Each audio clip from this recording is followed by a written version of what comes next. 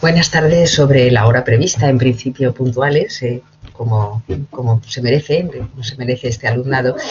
Vamos a hacer esta tercera sesión de Blackboard en la que fundamentalmente, como os he dicho en otras ocasiones, lo que estamos pretendiendo es haceros más comprensible una asignatura que yo entiendo que es bastante específica y bastante especializada y que, bueno, en principio podía asustarnos bastante. Sabemos que hemos eliminado directamente algunos de las unidades, algunos de los temas del manual porque son muy densos y no nos aportaban gran información, son cuestiones que podemos ir a consultar en cualquier sitio y el resto pues lo vamos a ir resumiendo, como os digo, de manera que os pueda servir incluso para el estudio, como esquemas de estudio.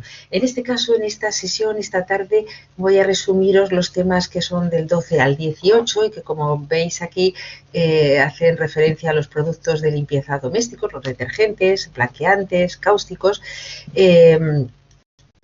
unos pequeños apuntes de la valoración quirúrgica de esta ingesta, plaguicidas, sustancias químicas industriales y metales. Los primeros, vamos a ir de más a menos, los primeros son muy domésticos, son muy realmente de nuestro ámbito muy particular, y los finales, los que vamos a ver al final, son ya más del campo industrial y probablemente nos vengan un poquito más alejados. Bueno, habría que decir de antemano, y no sé si lo sabéis todos, pues la diferencia ligera, sobre todo química en su estructura molecular, entre el jabón y el detergente. Esto yo algunas veces digo, aunque solo sea por conocimientos de trivial, no es que vaya a ser fundamental como pregunta de examen, pero sí para tener esos conocimientos de base que nos van a hacer más sólido el estudio y, como os digo, conocimientos de trivial, de un poco de broma, en el sentido de que podemos comentarlo, ¿no?, delante de los amigos. Bueno, esto también es una broma porque lo mejor es que cuando estéis con los amigos habléis de cosas de amigos y no de las asignaturas de clase.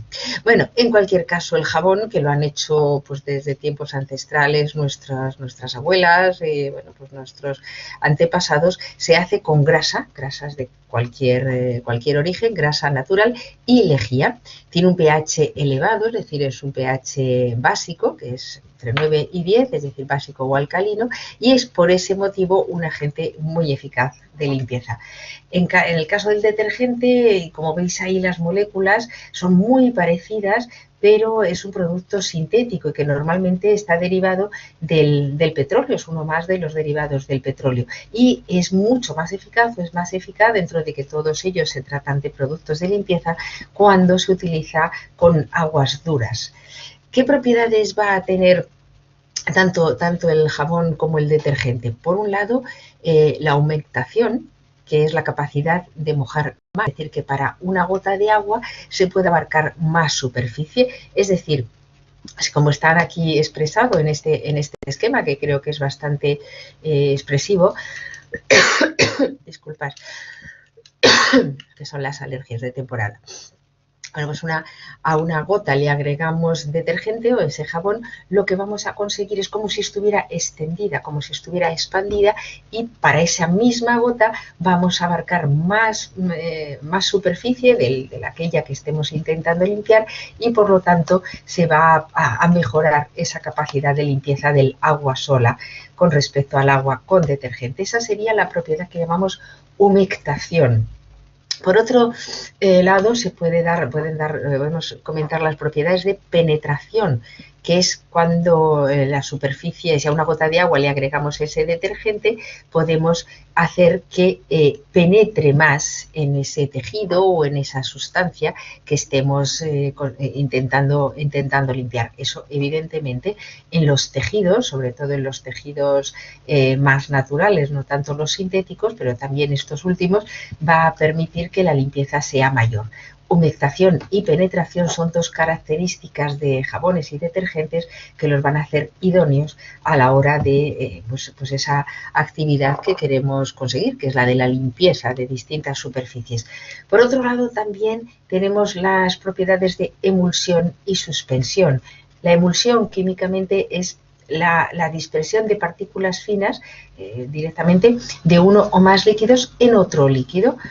Al agitarlos, entonces tenemos, por ejemplo, aceite y agua, que sabéis y lo habéis experimentado probablemente en los colegios o en algún momento de vuestra vida, intentar mezclar una base aceitosa con una base acuosa y no es posible, directamente se separan en dos extremos perfectamente diferenciables. Si añadimos un detergente y lo agitamos, es decir, le añadimos esa energía y esa dispersión, vamos a hacer que esas dos superficies, esas dos soluciones se mezclen.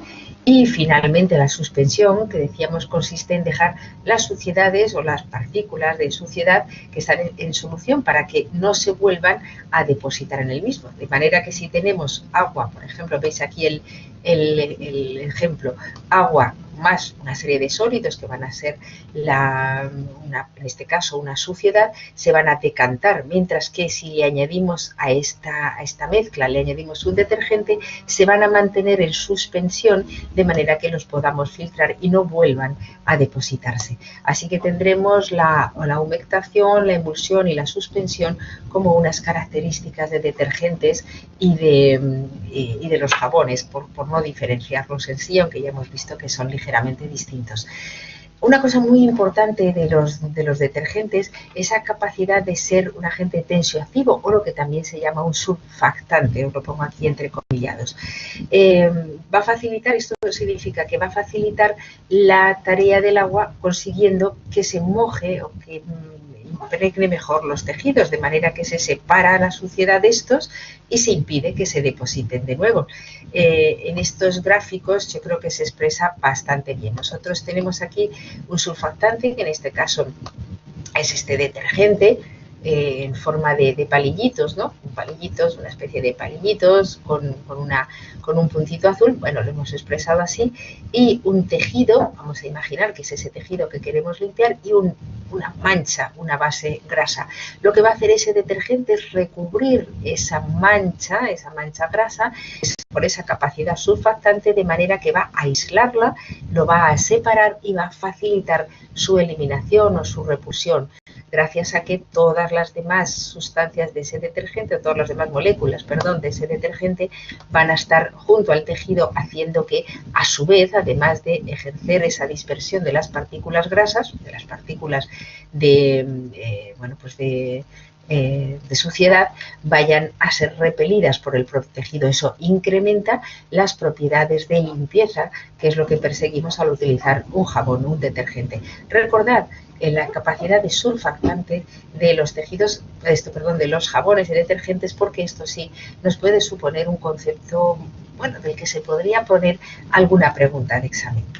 Vistas estas características generales de jabones y detergentes, vamos a pasar a lo que puedan ser las características tóxicas, toxicológicas de la mayoría de los que tenemos a nuestro alrededor. Ahí veis a un niño, los niños fundamentalmente son bastante peligrosos, entre comillas, a la hora de ser sujeto de intoxicación, porque en ocasiones, si no se tiene cuidado, acceden con facilidad a estas sustancias en los armaritos, etcétera. Y por otro lado, pues también su curiosidad y algún envase ligeramente atractivo les puede hacer ingerirlo, tocarlo, o que se les proyecte en los ojos, etcétera, etcétera. Bueno, las capacidades de intoxicación ya sabemos que son múltiples, pueden ser por todas las vías de administración y pueden ser tanto intoxicaciones accidentales como profesionales, como de origen suicida u homicida incidentalmente.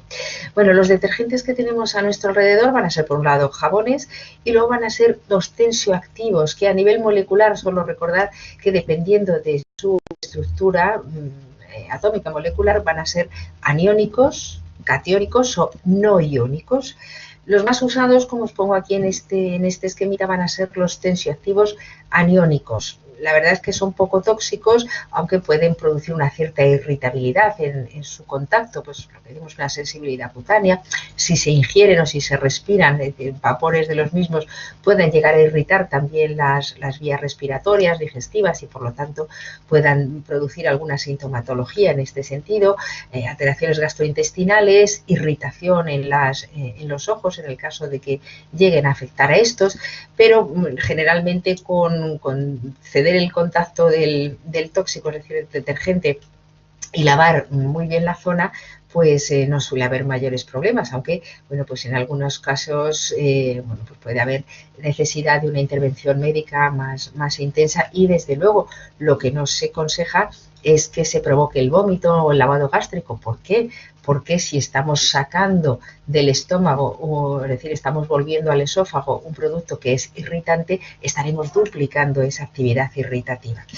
Los jabones, pues igualmente van a hacer una sensibilidad local, es decir, por aquellos sitios donde toquen en contacto, pero en general tampoco van a tener una capacidad tóxica importante. Los menos usados y también, a su vez, los menos tóxicos son los tensioactivos no iónicos. Los catiónicos, los tensioactivos catiónicos, que a nivel molecular, pues lo que van a tener como característica es una partícula de un halógeno, como por ejemplo el cloro, el bromo, el yodo, y van a estar muy ampliamente, también muy ampliamente usados, pues en desinfectantes, en suavizantes, suelen aparecer, no suelen ser detergentes de lavado a mano, pero bueno, en cualquier caso lo que van a hacer es o bien una simple irritación, o en el caso de los casos de una ingesta masiva o de una aparición masiva en el organismo, pueden dar alteraciones muy graves, cáusticas muy graves, muy parecidas a los de la acción del curare, del veneno curare. Es curioso, como os pongo aquí, el caso de los catiónicos con calentamiento prolongado. Por ejemplo, cuando se trata de limpiar en un autoclave, un aparato de cirugía, o cuando se llevan a ebullición, ¿no?, que pueden dar metagloboninemia, al ser absorbido por la piel o por las mucosas, lo cual supone una situación mucho más grave, que incluso puede llevar a la muerte por parada cardiorrespiratoria. ¿Qué más podemos tener en nuestro entorno de los productos de limpieza? Pues, como veis aquí en este resumen, productos para lavavajillas, para limpieza de la ropa, para limpieza de superficies duras, abrillantadores y ceras, o limpiadores específicos, de los cuales pues tenéis uno por uno una gran cantidad de ellos. De los de lavavajillas, de los que utilizamos para lavavajillas o para lavar la vajilla, ya sea manual o sea abrillantadores, sales, lavavajillas a máquina, etcétera, etcétera, que ya sabéis que en el mercado hay gran cantidad de variedades de estos productos, pues igualmente que mencionábamos en características generales anteriormente para los detergentes, suelen dar unas pocas características tóxicas, excepto donde toquen pues una irritación local, muy generalmente en las mucosas, sobre todo en las mucosas orales o en las mucosas oculares. Y bueno, se puede ampliar su toxicidad cuando tienen, por ejemplo, algunos sustancias como el ácido bórico, ¿no? Decimos que si se presenta como polvos, su digestión es más difícil, es decir, es más difícil que una persona llegue a ingerir de una manera involuntaria o accidental una sustancia pulverulenta, y por lo tanto la intoxicación por vía digestiva va a ser más difícil, pero sí es posible que se inhalen y por lo tanto la irritación sea a nivel bronquial. Como insistimos, yo creo que de niveles generales, y os pongo aquí, conviene no realizar maniobras domésticas para desintoxicar a las personas, y ante cualquier sospecha de haber ingerido, haber sido expuesto de una manera importante a cualquiera de estos productos, es mejor derivarlo a un centro hospitalario, porque bueno, pues puede dar o añadir toxicidad dependiendo de características de la persona, como por ejemplo el que esta persona tenga hipertensión o que tenga alguna situación médica importante de base. Los que lavan la ropa, pues también tenemos gran cantidad de productos de lavar a mano, de lavar a máquina, de prelavado, suavizantes, quita manchas, quita óxidos, aprestos. Bueno, igualmente se pueden presentar como polvos o sustancias más o menos líquidas, y pueden dar una cierta irritación, una cierta toxicidad ya por el propio sustancia, como algunos aditivos que llevan, sobre todo perfumes, jabones, blanqueantes, etcétera, etcétera. Igualmente nos pueden dar desde una irritación local, o bien por grandes ingestas o por características especiales de la persona, grandes problemas sistémicos con alteraciones renales, cardíacas, etcétera. Para las superficies duras, los fregasuelos, abrasivos, limpiamentales, etcétera, igualmente van a producir espuma y nos van a derivar la toxicidad de los tensioactivos, pero además de sustancias que se le añaden, pues para añadirle atractivo o alguna característica especial, amoníaco, aceite de pino, perfumes, etcétera, etcétera. Y son los que van a dar una toxicidad ligeramente mayor, pero siempre dentro del ámbito de de la irritación local fundamentalmente. Los abrillantadores y ceras, cristalizadores, ceras para distintas superficies, de ellos los más tóxicos van a ser los abrillantadores, que son cristalizadores por una sustancia que presentan, que es el fluosilicato de magnesio, que es, además de irritante, es muy corrosivo para la piel y las mucosas, y además va a posibilitar la liberación de flúor, que se va a unir al calcio, al magnesio, en nuestra sustancia, esto en nuestro organismo, sobre todo en las glándulas paratiroideas, ocasionando pues una serie de trastornos endocrinos importantes. En los niños pequeñitos o en personas con problemas añadidos de salud, la ingesta de una de estas ceras puede ser incluso letal y en otros casos pueden dar irritación o distintos trastornos sistémicos. Son muy tóxicos, además de los cristalizadores, de los abrillantadores, las ceras de la madera, sobre todo las que se llaman del grupo 2, que están formados por hidrocarburos alifáticos. El grupo 1 es menos tóxico porque tiene otra serie de características químicas. Y finalmente, los limpiadores específicos, que los hay también a montones para casi cada aparato de la casa o cada superficie. Tenéis de limpiametales, limpiamuebles, limpiahornos, etcétera, etcétera. Bueno, pues va a depender su toxicidad de los tensioactivos o de productos que estén añadidos a esta molécula del tensioactivo, pues puede ser cloro, fósforo, que se puede añadir como os digo aquí, una hepatotoxicidad o una toxicidad a nivel renal. Bueno, y si no, lo que tendríamos serían posibles distintas posibilidades de causticidad o de una mera abrasión. En nuestro país se comercializa una sustancia que no sé si conocéis, el salfumán y el aguafuerte, que son muy corrosivos y que en ocasiones dan problemas, a veces unos problemas verdaderamente letales, cuando las personas, o bien por ignorancia, o bien por esa, no sé, lo digo medio en broma, esa especie de furia limpiadora, decir, no, yo voy a limpiar más que nadie, no es que voy a ponerle agua fuerte, es que voy a poner agua fuerte con amoníaco o agua fuerte con lejía, y eso ha llevado a la liberación de cloro o de monocloraminas, es decir, son sustancias absolutamente venenosas, es decir, son sustancias que pueden producir la muerte en breves momentos, sobre todo cuando esa limpieza se está llevando a cabo, pues por ejemplo, y es muy típico, nosotros como forenses nos lo hemos encontrado, ya digo, en una situación letal, es decir, con un fallecimiento de una persona que estaba haciendo una limpieza en un entorno cerrado, como por ejemplo puede ser un cuarto de baño, así que no seamos tan limpios. Otras sustancias limpiadoras tenemos las lejías inespecíficas, es decir, las blanqueantes de base hipoclorito. Aquí viene los antecedentes del descubrimiento del agua de Jabel, que tampoco que vaya a entrar en examen, pero bueno, que lo podéis leer en el manual, y si alguna vez lo habéis experimentado, son sustancias que están bastante domésticamente en nuestro entorno, pues unas gotas no usadas con guantes nos pueden dar una irritación de la piel, más o menos, bueno, temporal o sin consecuencias, pero en el caso de que el mecanismo, o la acción sea más prolongada,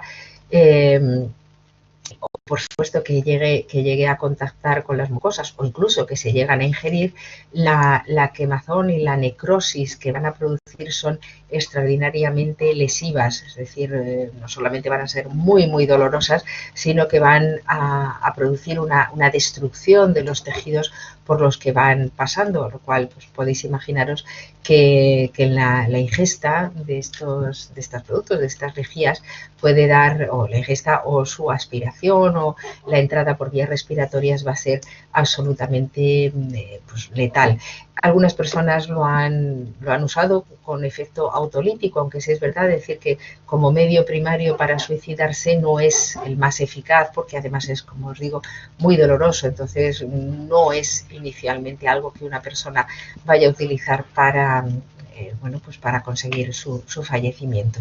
Pero bueno, en otros casos lo que sí tenemos es una ingesta accidental porque entra por vía respiratoria, por vía digestiva, pues una persona que accidentalmente ha encontrado una botella pensando que era otra cosa bebible, pues ha consumido esa lejía. Como os digo, puede llegar a la muerte o puede llegar a unos trastornos muy severos con unos dolores muy impresionantes.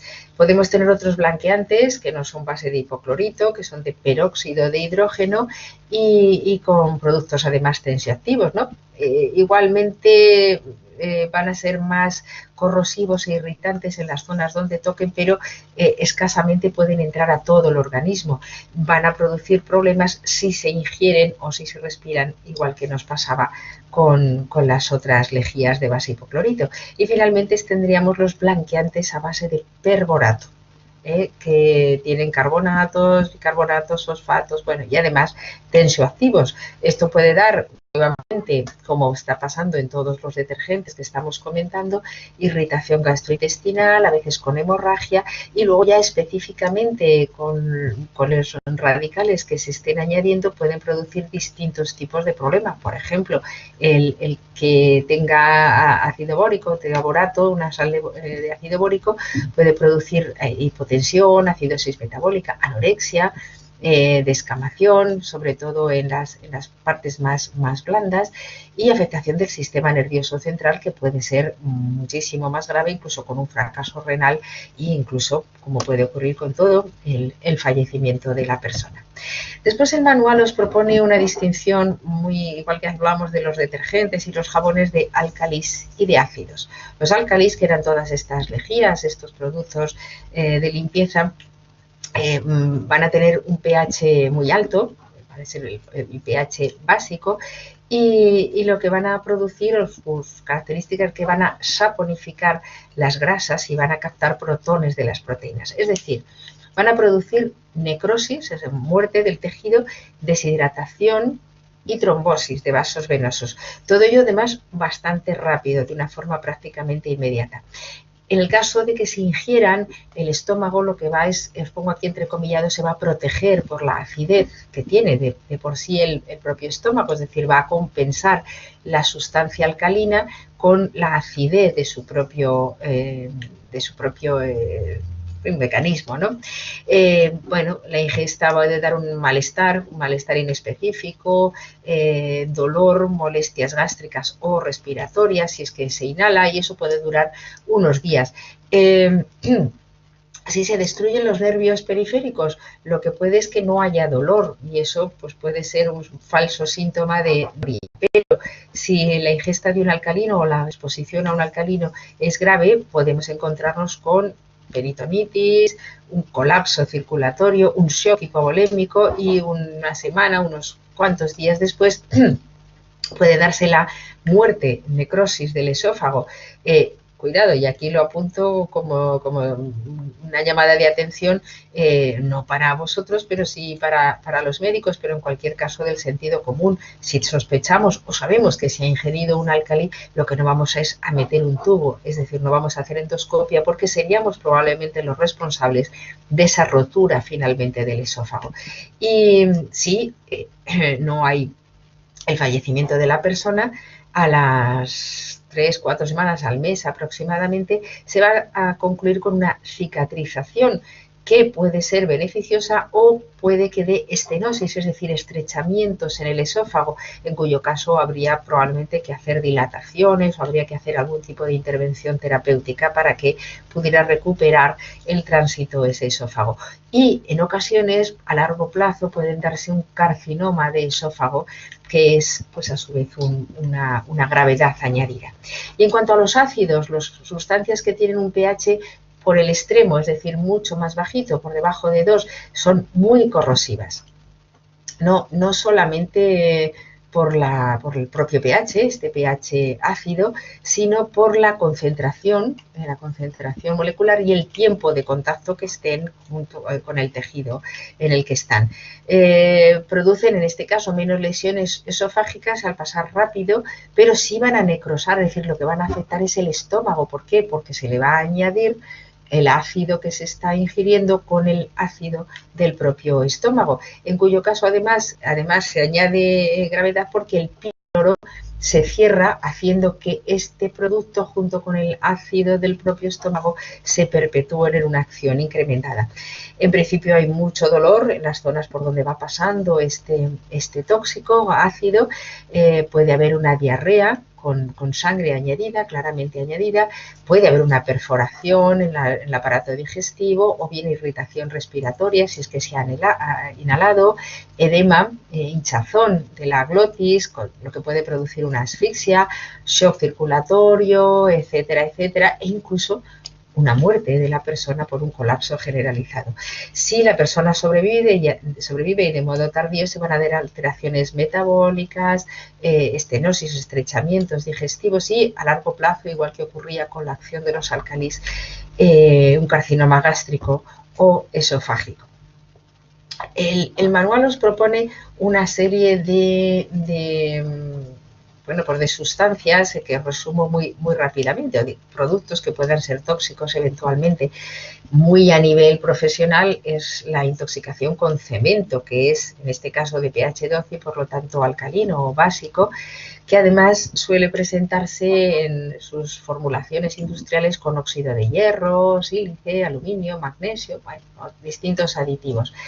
Por un lado se va a comportar como un cáustico a nivel de la piel, de los ojos, del sitio donde vaya pasando, ¿no? Por donde vaya o donde haya tocado ese cemento. Por eso todas las personas, los profesionales que están en contacto con estas sustancias, este cemento, expresamente tienen que trabajar pues con protección, guantes, mascarillas, incluso gafas específicas. El peróxido de hidrógeno, el agua oxigenada, que se utiliza como desinfectante, es bastante inofensivo, muy poquito irritante, pero bueno, si se ingiere o se pone el organismo en grandes concentraciones, expuesto a grandes concentraciones, puede llegar a ser corrosivo. Si hablamos incluso de su almacenamiento cuando se alcanzan concentraciones de peróxido de hidrógeno superiores al 40%, puede incluso ser una sustancia explosiva. Y en cualquier caso, la exposición masiva a peróxido de hidrógeno puede darnos desde quemaduras a unas manifestaciones sistémicas como hipotensión, perforación gástrica o digestiva, convulsiones o incluso el coma y el fallecimiento. En casos muy extremos, porque como digo, el peróxido de hidrógeno tiene escasa capacidad de intoxicación. Un apunte os hace el manual sobre unas sustancias que han aparecido en los últimos años en nuestro entorno, que son las pilas de botón. Antes eran muy raras, eran muy específicas de algunos aparatos muy sofisticados y hoy en día pues prácticamente están generalizadas. Quien no tiene un aparato en el que su fuente de energía es una pila de botón? Probablemente por ese aumento de uso se ha aumentado el riesgo, ¿no? Por un lado se habla de que tienen el efecto masa, es decir, es una sustancia que entra en el organismo con un peso específico y con un volumen, ¿no? Que puede ser lo incómodo, el efecto masa, como os digo. Pero además tienen níquel, oro, cobre y sales de litio, de mercurio, de manganeso, etcétera, etcétera. Y como componente principal está el hidróxido potásico o el hidróxido sódico. Esto, en caso de romperse, es decir, que se ingiera la pila de botón o entre en el organismo por alguno de los orificios, volvemos a lo de siempre, los niños muchas veces, o una persona con poca capacidad de conciencia, pues pueden ingerirlos o aspirarlos y harían, como digo, por un lado, el efecto masa, y extraordinariamente si se perforan o si se rompen, podrían añadir a su toxicidad, por llamarlo de alguna manera, la liberación de ese contenido de su composición, ¿no? La suelta de álcalis concentrados va a dar las posibilidades de rotura. Aquí os pongo unas imágenes en las que la entrada de una pila de botón ha producido una irritación y a su vez una perforación gástrica. Son situaciones, como os digo, bastante extremas, porque lo normal es que estas pilas entren en el organismo en el caso de la ingesta y salgan perfectamente por las vías naturales, pues tal como lo hacen, pues no sé, una moneda o cualquier otro elemento sólido de escaso tamaño sin haber producido ninguna otra sintomatología. Bueno, pero hay que tenerlo en cuenta.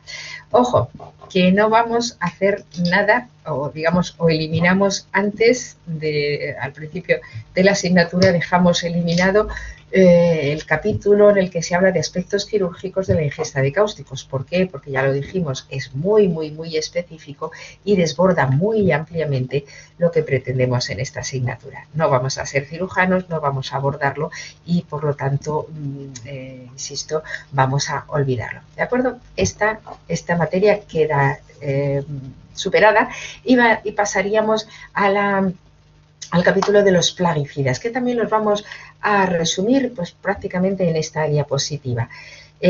Los plaguicidas, los que van a perseguir eliminar de nuestro entorno aquellos animalitos que siendo pequeños o incluso alguno un poquito más grande, ¿no? Pues, pero son incómodos en nuestro alrededor, bien porque nos molestan en nuestra vida cotidiana, como porque estropean nuestras comidas o invaden nuestros cultivos, etcétera, etcétera.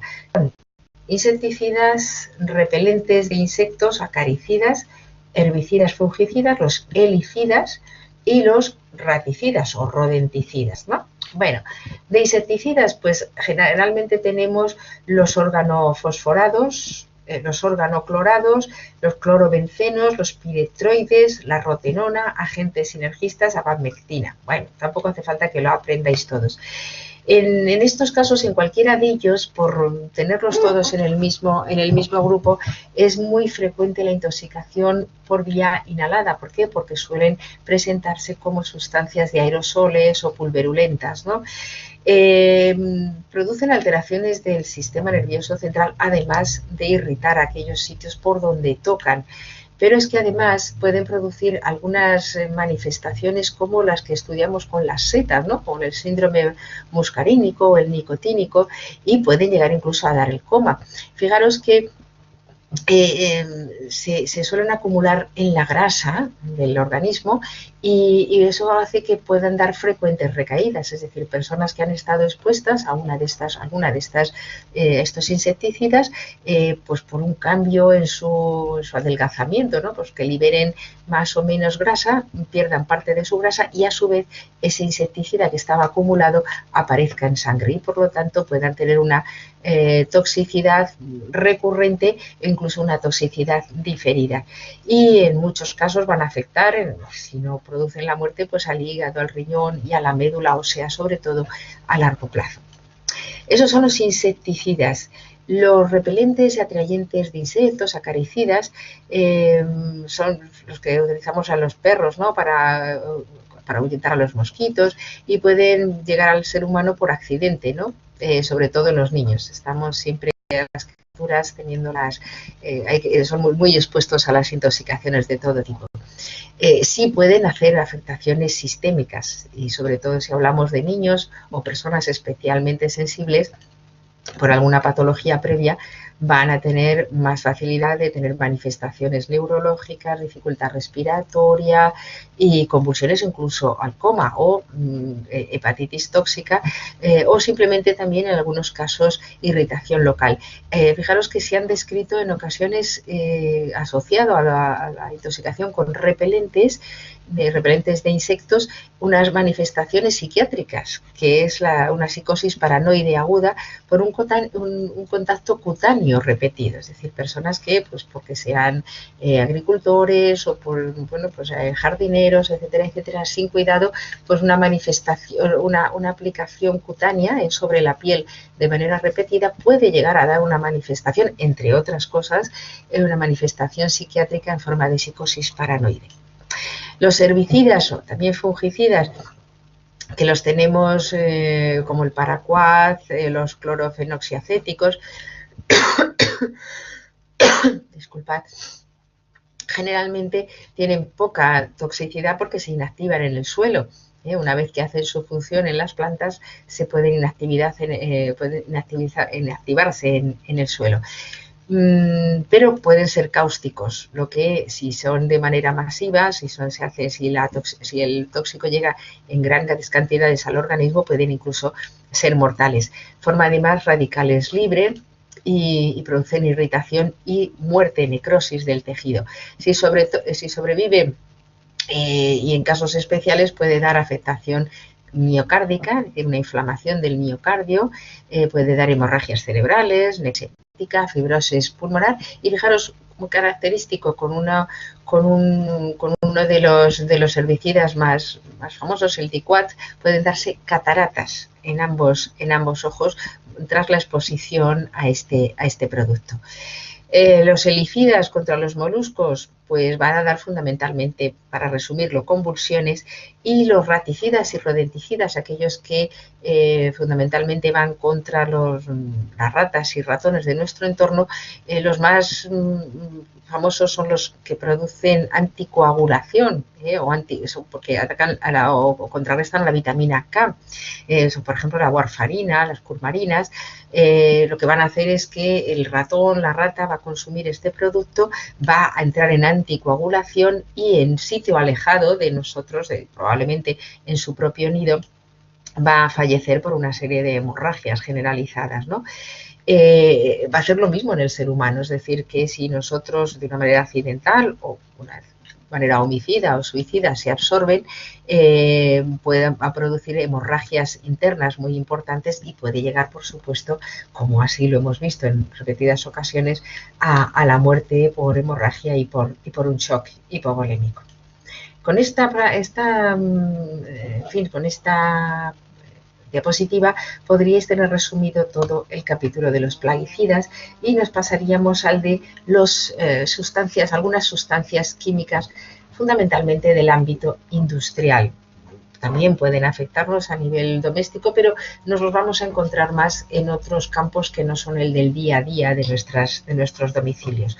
Podemos tener monóxido de carbono, por supuesto, eso sí, puede estar en nuestro entorno de una manera accidental, muy generalmente por una mala combustión de alguna caldera, etcétera, etcétera.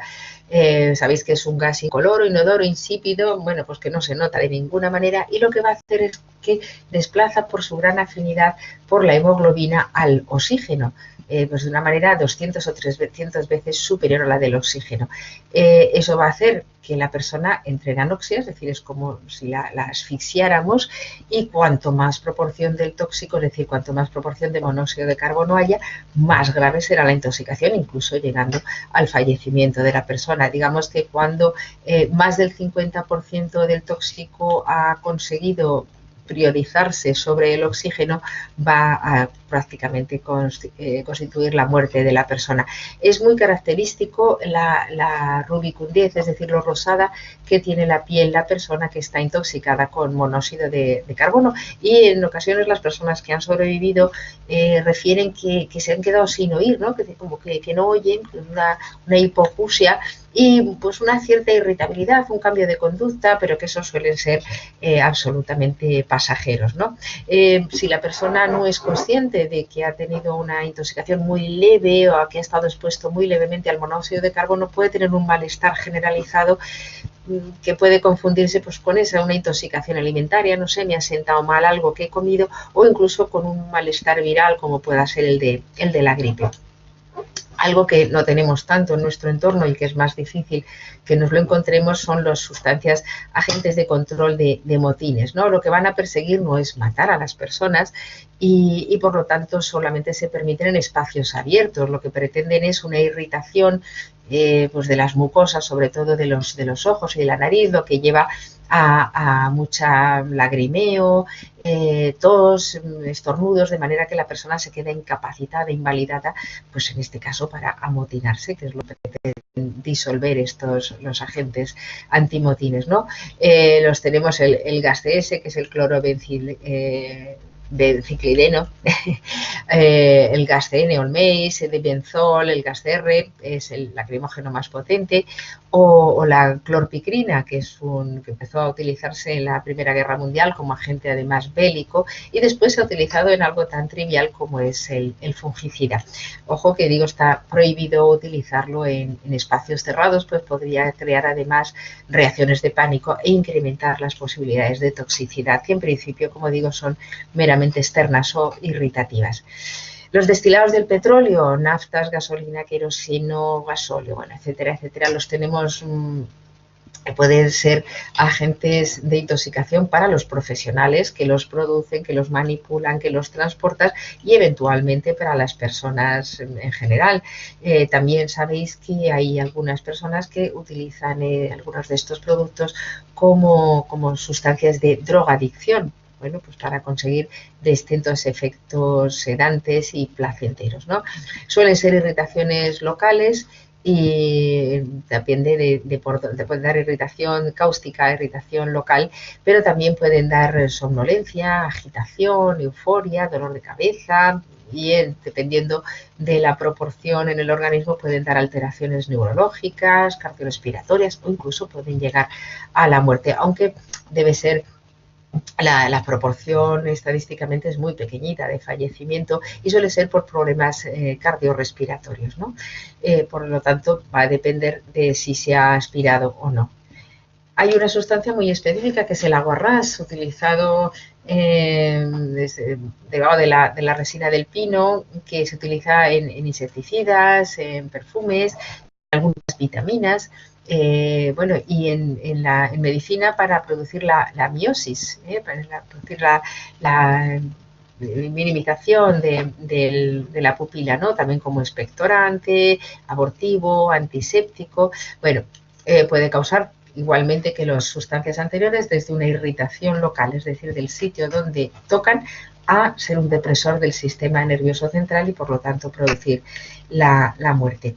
En poliuretanos, plásticos, adhesivos, fibras sintéticas vamos a encontrarnos una sustancia que es el isocianato, que, bueno, ya no recordaréis ninguno, probablemente de los que estéis aquí escuchando, o solamente os resulta algo histórico, que es el accidente que ocurrió en la India, en la ciudad de Bhopal, al incendiarse una planta de fabricación de pesticidas con la correspondiente liberación de isocianato y fallecimiento de muchas personas. En principio el isocianato va a causar una irritación local, especialmente a nivel pulmonar, pero si es masivo pues puede producir sintomatología asmática, asfixia, broncoespasmo y bueno, una serie de trastornos tanto físicos como psíquicos con una debilidad muscular, fatiga y como digo, en una ingesta o una exposición muy amplia nos puede producir directamente el fallecimiento. Y un amigo de la toxicología, digo amigo porque es un viejo conocido de la intoxicación envenenadora, que es el cianuro. Se puede dar en sales, sobre todo con sodio o con potasio, cianuro potásico, cianuro sódico, y derivado de los glucósidos cianogenéticos, de las almendras amargas o de otros frutos que tengan hueso.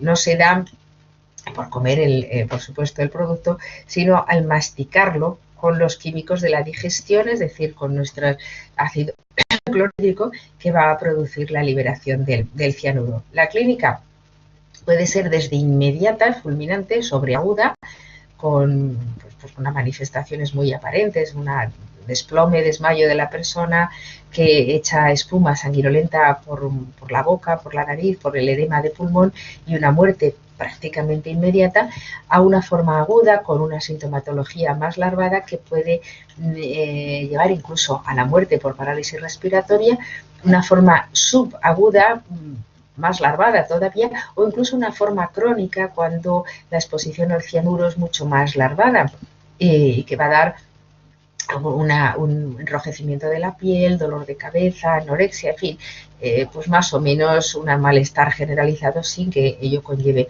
la muerte, por supuesto, inmediata. Se han hecho, como os pongo aquí, trasplantes de córnea, de riñones o de páncreas en personas que han fallecido por una intoxicación subaguda de cianuro sin que esto haya causado problemas al receptor de estos trasplantes, con lo cual es una situación bastante halagüeña porque en principio cualquier intoxicación descartaba la posibilidad de trasplante de ninguno de los tejidos de las personas. Y finalmente estaríamos en el capítulo de los metales. ¿Vale? Es el último capítulo que reconstruimos hoy o que resumimos hoy. Aluminio, arsénico, cadmio, cromo, mercurio, plomo y talio. Cualquiera de ellos pueden estar en distintos productos de fabricación industrial y, por lo tanto, a los cuales pueden estar expuestos los profesionales o los trabajadores de estos entornos. Pues, ya sabéis, construcción, electricidad, pinturas, vidrios, bueno, cada uno de estos productos. Y eventualmente nosotros, pues porque muy accidentalmente nos pongamos en contacto con ellos. Por ejemplo, el aluminio puede incluso aparecer en una persona, si no se tiene cuidado, que esté siendo dializada, porque el líquido de diálisis pueda contener aluminio. Se absorbe muy poquito, pero una vez que en el organismo se va a distribuir muy fácilmente y va a tener una toxicidad propia y específica, dando una intoxicación que puede ser aguda, muy rápida, o bien crónica, sobre todo las personas que están expuestas a nivel laboral muy repetidamente y que les va a dar pues unas alteraciones óseas, fibrosis pulmonar, hipertrofia cardíaca, estreñimiento, encefalopatía, demencia tipo Alzheimer, incluso una esclerosis lateral. Bueno, sintomatología no mortal inmediatamente, pero con un grave deterioro de la vida de la persona. En caso del arsénico, pues podemos tenernos distintos tipos de situaciones. Se va a depositar sobre todo en pelo, uñas, en los dientes, en los huesos, en la glándula tiroides o en el propio cristalino. Y puede darnos una intoxicación muy aguda, con una parálisis en cuestión de minutos o una hora, una intoxicación aguda, pues que pueda aparecer de una forma alarmada, con malestar general, vómitos en las primeras 2 horas aproximadamente, pero que puede incluso llegar a la muerte, incluso prolongarse unos 3 días o así, o incluso tener una intoxicación crónica en la que sobre todo se nos va a delatar una cuestión muy característica que son las líneas de Mesh, ahora los veremos en una imagen, en las uñas, por ejemplo. El cadmio también nos puede dar una intoxicación aguda, muy rápida y con muchas manifestaciones sintomatológicas, o bien crónica, que es también muy inespecífica, un malestar general. Lo que sí hay que tener en cuenta es que se ha asociado la exposición a largo plazo con la aparición o el riesgo aumentado de padecer cáncer de pulmón. En el cromo también vamos a tener distintas posibilidades de intoxicación, desde muy rápida, con también muerte inmediata, o una crónica, sobre todo cuando se aparece por vía inhalada, cuando se accede por vía inhalatoria, pero que también puede llegar poco a poco de una manera más larvada a producir un fallecimiento por un shock cardiovascular. El mercurio, también usado en industrias, en medicina, etcétera, etcétera, lo podemos encontrar como mercurio metálico, ya casi no los vemos, son residuos, ¿no? Vintage, los termómetros sobre todo. También pues los tenemos como compuestos inorgánicos, organometálicos. Bueno, en el caso de los termómetros, es decir, lo que es la propia bolita del termómetro, no va a producir. Más riesgo tenía el hecho de que se rompiera ese termómetro al ser de cristal y que produjera cortes o daños internos por los propios cristales más que por la intoxicación por mercurio. La exposición ya sistémica al mercurio pues puede dar también una intoxicación muy rápida, aguda o más paliada, más crónica. Y en niños va a dar lo que se llama el síndrome de acrodimia, con una erupción cutánea generalizada, molestias neurológicas, dolor, o el síndrome de Minamata, que se describió en Japón, con una afectación generalizada del sistema nervioso central. El plomo va a tener también una serie de, también me parecen muchas industrias y puede dar una intoxicación muy rápida si tenemos una, bueno, pues una ingesta o una aparición masiva en el organismo, o algo mucho más larvado, ¿no? Con unas, bueno, pues una serie de manifestaciones, tanto neurológicas, digestivas, muy característico, se llama el ribete de Barton en las encías, que veremos en el próximo, en unas imágenes ahora añadidas. Y finalmente tenemos como uno de los tóxicos metálicos más característicos el talio que aparece en plaguicidas o en las fabricaciones de vidrios, lentes, etcétera. Bueno, pues la característica es que puede eliminarse muy lentamente y por lo tanto va a prolongar la intoxicación aguda y la teratogénesis de la persona. Y muy característico es la producción de alopecia, es decir, que la persona que está afectada de una manera sobreaguda y sobre todo si es crónica va a perder el cabello. Aquí tenemos las líneas de MES que teníamos en el pelo, un rash cutáneo, el ribete de Barton o el síndrome de Minamata en el caso del síndrome descrito en Japón. Y muy rápidamente he querido resumiros, más que nada, no para que me oigáis a mí, sino para que estas diapositivas os ayuden al estudio y sobre todo a sintetizar lo más importante. Y cuando digo lo más importante, también entender qué es lo que más posiblemente pueda entrar en alguna pregunta de examen. Sigo a vuestra disposición y aunque estamos ya en la recta final, vamos a tener todavía un tiempo para seguir incrementando los conocimientos básicos en toxicología a lo largo de las semanas que quedan de este aula virtual. Pues un saludo a todos, a todas y hasta cuando queráis.